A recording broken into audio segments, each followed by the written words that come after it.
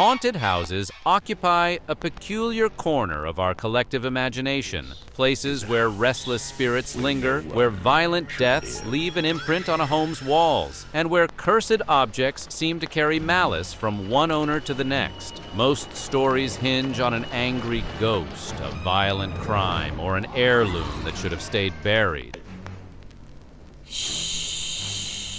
The Tallman case from Horicon, Wisconsin stands apart because its center of terror was not an ancient portrait or a family crypt, but an ordinary set of secondhand bunk beds.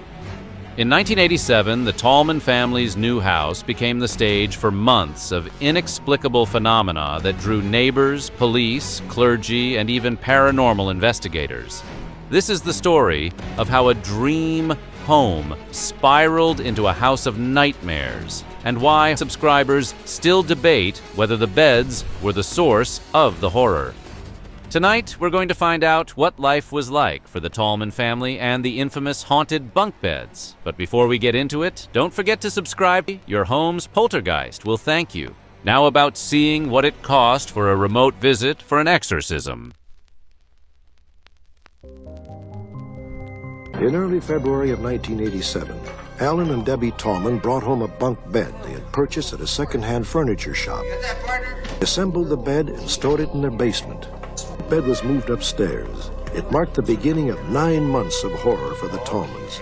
From the moment the bed was first slept in, the house appeared to be haunted by spirits that terrorized first the children, then the entire family. The Tallman family, Alan and Debbie Tallman and their children, moved into the Larrabee Street development called City on the Marsh in Dodge County on April 13, 1986. All the scenes that we recreated were filmed in this house, the very place where the Tallmans had their uncanny meeting with the world of spirits. The Tallman family moved into the house on April 13, 1986. Well, yeah, it was our dream house because, it was something that we figured we were going to be there for a long time, Alan, a Wisconsin native, had taken a job as a shift supervisor at a manufacturing plant that often kept him working late into the night while Debbie stayed home with the children. Debbie was pregnant when they moved in. The household included her 7-year-old son, Danny, from a previous relationship, a 2-year-old daughter, Marianne, and later that year, a newborn daughter, Sarah. With relatives nearby and a modest home purchased on a low-interest farmer's home administration loan, the Tallmans seemed to be starting a familiar Midwestern life. But quiet unease began to take root almost immediately. Early signs of trouble were subtle but unsettling. Close relatives reacted poorly to the house. Debbie's mother and sister reportedly felt ill after visiting and were eager to leave. A family kitten, normally calm, began frantic, inexplicable behaviors, racing through rooms, climbing doors, even hanging from plaster before vanishing days later. Debbie's late pregnancy was complicated by stress and illness, and minor domestic tensions rose into frequent arguments between the couple. Taken separately, these events might have been dismissed as coincidence. Together, they formed a pattern that suggested something in the house was affecting both body and mind. The turning point arrived in February 1987 when the Tallmans purchased a used set of bunk beds for $100. The beds were intended to accommodate the growing family and were stored in the basement while rooms were finished. The house where the Tallmans lived had no known history of hauntings, and the Tallmans had never in their lives given ghosts a second thought. They are regular churchgoers. Debbie is a housewife and mother, and Alan is shift supervisor in a manufacturing plant. They are credible and responsible citizens, but their paranormal experiences have left them deeply scarred. They ask that actors portray them in this story and that their children's real names not be used. The Tallmans feel they were in a battle with forces they do not understand, a battle they were destined to. Soon after the arrival of the furniture, unexplained illnesses began to afflict family members who had previously been healthy, with multiple visits to the doctor becoming common, and all 3 children sometimes seeing physicians in a single week. Whether psychosomatic or physiological, the timing tied the beds in the basement to a worsening of the household's well-being. When the bunk beds were finally moved upstairs and placed in the girls' bedroom, odd incidents quickly multiplied. The family rearranged rooms, with Marianne and Sarah moved to the smaller room with the bunk beds while Danny took the other bedroom. One night, Danny watched in terror as a clock radio on his nightstand turned itself on and the dials slid back and forth between stations. On this night, the radio seemed to take on a life of its own.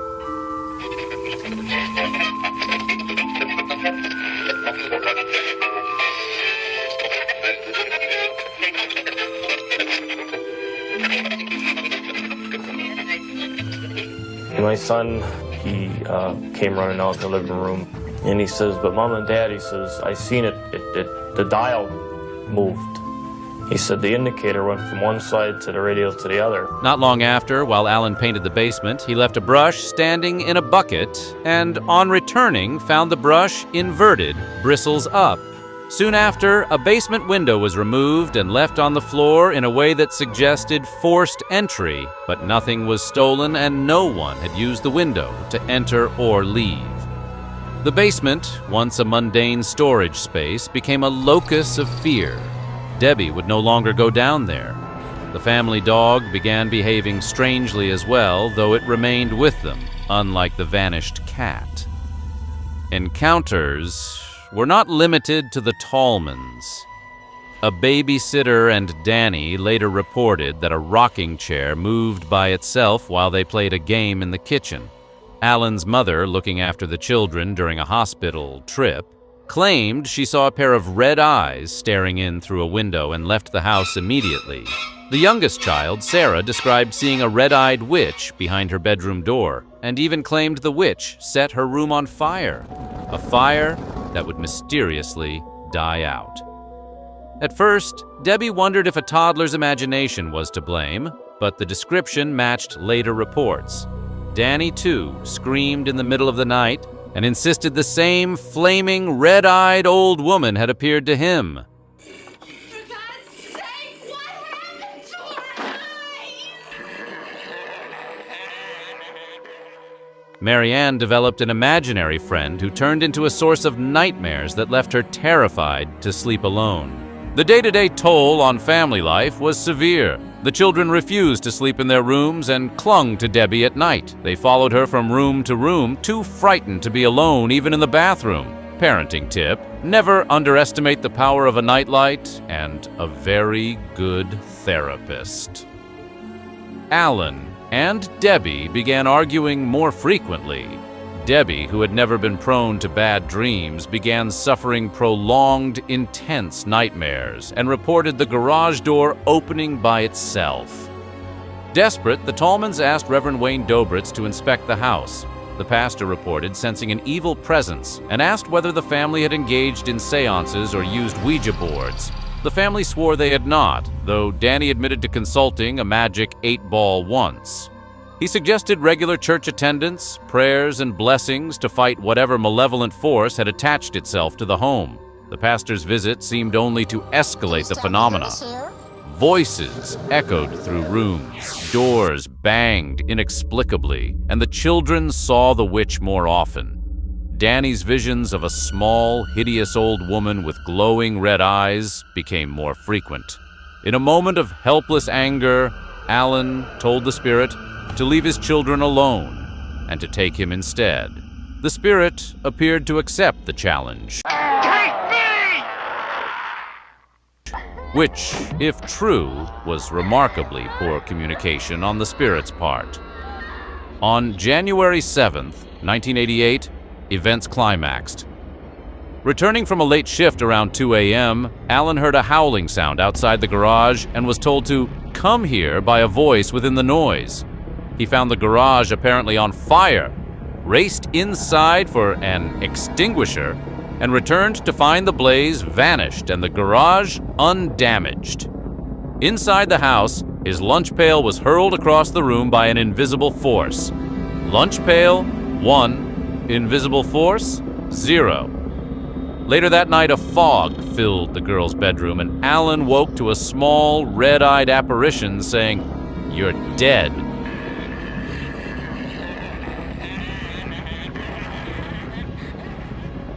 Overcome with panic and feeling as if he might be having a heart attack, Alan began weeping uncontrollably. The pastor was summoned and urged the family to leave the house that night. The following evening, the Tallmans returned with the pastor to pray and administer communion. But when a skeptical teenage nephew who had been babysitting witnessed the apparition and became hysterical, they fled again, this time resolved to abandon the house for good. News of their departure spread quickly. Horicon Police Chief Doug Glaman investigated and judged the Tallman statements to be consistent and credible. Rumors and sensational accounts swept through town, and the house even attracted threats from people who claimed they would burn it down. Confronted with rising fear and unwanted attention, the Tallmans took firm action. The bunk beds, singled out by the coincidence of timing and recurring patterns, were hauled away, smashed beyond repair, and buried in a landfill so they could never be used again.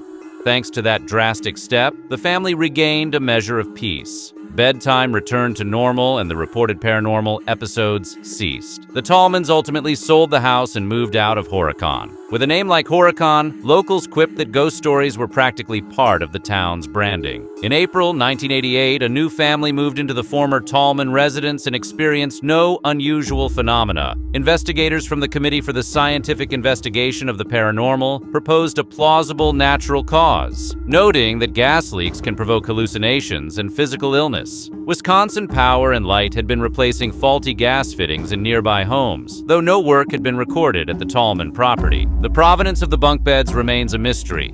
No documentation was found to trace the furniture to prior owners or to suggest any deliberate motive. The abrupt onset of the disturbances after the beds appeared, and their equally abrupt end once the beds were destroyed and buried, leave the case annoyingly unresolved. The Tallmans' ordeal stands as a vivid example of how ordinary objects can become the center of extraordinary claims. Whether the root cause was a kind of mass suggestion, an environmental hazard, a prank, or something that defies conventional explanation, the family paid a steep price. Months of terror, the loss of their home, and the persistent question of what or who arrived with those bunk beds.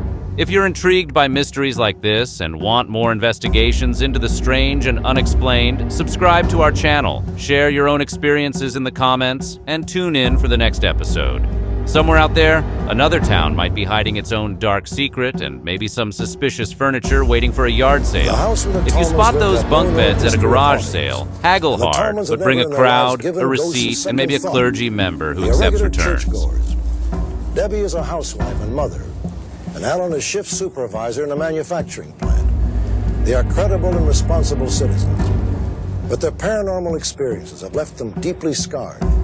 They ask that actors portray them in this story and that their children's real names not be used. The Tallmans feel they were in a battle with forces they do not understand.